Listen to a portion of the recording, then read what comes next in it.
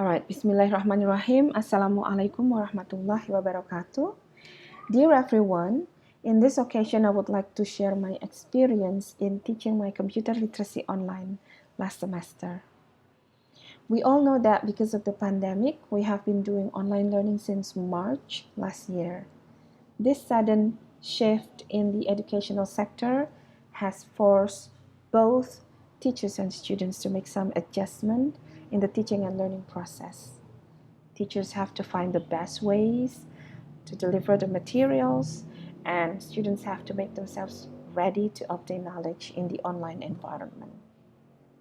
Fortunately, UMY has been applying blended learning since 2016 and maybe even few years before that, and we have utilized our learning management system, which we call MyClass, which is Moodle-based learning management system. The university has always been encouraging the faculty members to do blended or hybrid learning with 60% offline meetings and 40% online meeting, which can be done asynchronously through MyClass before the pandemic. Well, since 2016 at least. We also have utilized MS Teams as the video conferencing platform to do the synchronous meetings. Thus, when the coronavirus attacked Indonesia and we have to do fully online learning, the adjustment wasn't really abrupt, if I may put it that way. Thus, the title of my presentation today is Combining Asynchronous and Synchronous Online Learning to Teach Pre-Service Teachers to Utilize Technology in English Language Teaching and Learning. First of all, please allow me to give you a little bit overview on the course that I would like to share. This computer literacy online course is a 2-credit compulsory course offered to students in the 3rd semester. By joining this course, students are expected to know some of the Web 2.0 tools and mobile apps and how to use them to support their English learning and also their future career.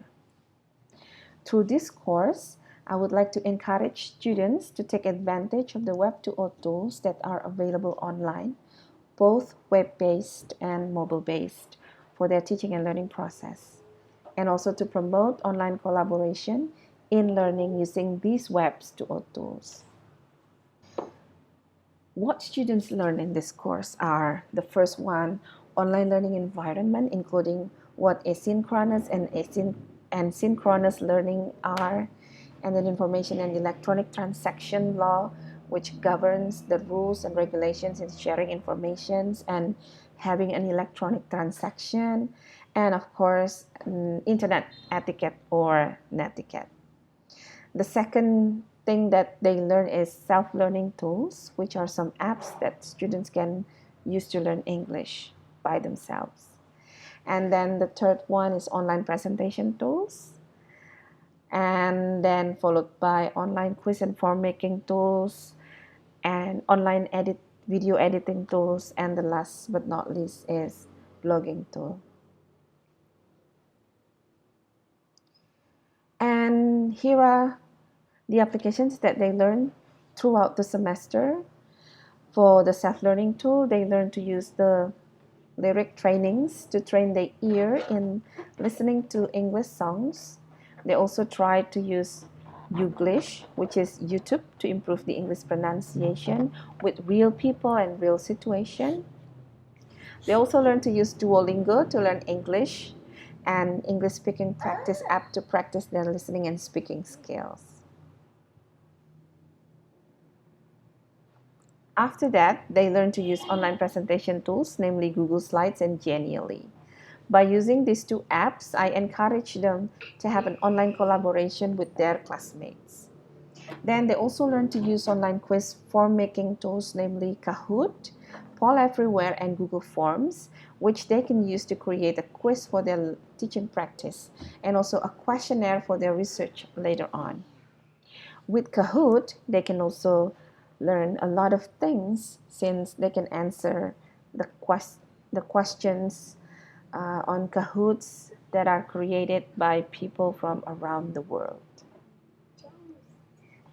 Then they also learn to create video lessons using Edpuzzle in that they can add some annotations, including audio and also questions on the video they take from many different platforms, such as YouTube, TEDx, and Khan Academy, or video that they have created on their own. Last but not least, they learn to create a blog and to do blogging and explore the integration of blogging into the language classroom. Now let's take a look at on how did I do the lesson. For the asynchronous meeting on my class, I provided the students with some materials in a written form, in the form of PDF or PowerPoint presentations, and also video lesson. Okay. I also provided some activities for the students, namely quizzes, assignments, and also discussion forum for them to discuss the materials and apps that they have learned in my class. Okay, and then after I gave them materials on my class, we had synchronous meetings using MS Teams to discuss the materials they have learned in the previous week. In this online meeting, sometimes I gave them some activities using the apps that they have learned to give them examples on how to use the apps in the classroom, and also as hands-on practice for them in utilizing the apps. Then we discuss the apps. Students can share the experiences in trying to use the apps, what is good about the apps, what is not good about them, and explore what activities can be done using the apps. This is the most important thing, so that they can later integrate these apps into their teaching practice, probably. So what did the students say regarding their experience in joining the course? The first thing they said is that combining online asynchronous and synchronous meeting is really helpful for their learning. Being able to repeatedly watch the video learning and also to read the materials in the asynchronous meeting and also to ask for clarification and the things that they don't understand through synchronous meeting can be the best solution for them in surviving the online learning environment. They said that if they only have a synchronous meeting, it will be too hard for some of them, especially those who still find it hard to understand the lesson alone. Sometimes students still need to hear direct explanation from the teachers. On the other hand, however, having synchronous meeting all the time will also be tiring and burdensome for some students, especially those who do not have a really good internet connection because of their location, for example. So, combining both of them can be a good solution.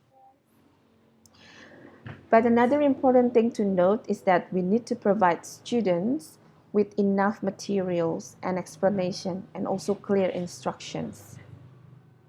Having a well-developed course in the learning management system can be one of a good example.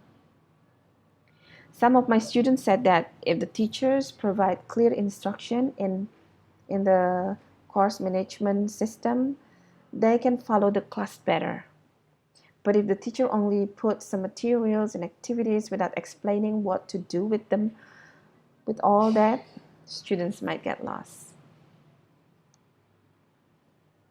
So, what I can take from my experiences in teaching this course is that even though we are forced to do online meetings because of the pandemic, we have to find the best solutions to help students to get most out of the course. And combining asynchronous and synchronous learning might be one of the solutions to do that. For the asynchronous learning, teachers can provide the materials in the form of video and also documents on the online platform used so that students can learn the materials by themselves. Teachers can also provide some activities in my class to check students' understanding. Afterward, teacher can then do online synchronous meeting so that students can ask questions and discuss the topic with the teacher directly. And of course, we as teachers need to provide clear instruction for the students to help them learn better. That's all from me. Thank you for your kind attention. Wassalamualaikum warahmatullahi wabarakatuh.